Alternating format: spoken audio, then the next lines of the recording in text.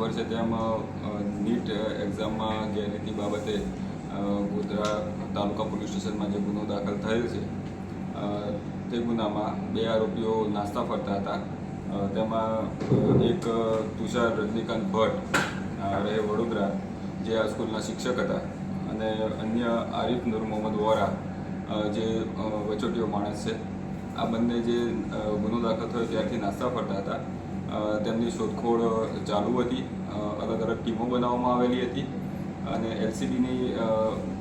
એલસીબીના PSI SR શર્માની આગેવાનીમાં એક ટીમ તથા અન્ય એક ટીમ પણ હ્યુમન ઇન્ટેલિજન્સ તથા ટેકનિકલ સોર્સિસ મારફતે આમને શોધવાની કામગીરી ઘણા સમયથી કરી રહેલ હતા. અને આ બંને આરોપીઓ બાંસવાડા રાજસ્થાન ખાતેથી એમને રાઉન્ડ અપ કરવાની કામગીરી એલસીબી દ્વારા કરવામાં આવેલી છે. આરોપી રોય પકડાયેલ હતા. ત્યાંથી પણ ઘણી માહિતીઓ મળેલી છે. અલગ અલગ જગ્યાના વિદ્યાર્થીઓ આમાં સામેલ હોય એવું અત્યારે હાલ જણાઈ રહ્યું છે. બંને આરોપીઓ જે ગાડી લઈને ગયા હતા, મારુતિ સ્વિફ્ટ ડિઝાયર ગાડી GJ17BN 7627 નંબરની સફેદ સ્વિફ્ટ ડિઝાયર ગાડી હતી, તે પણ કબજે લેવામાં આવેલી છે.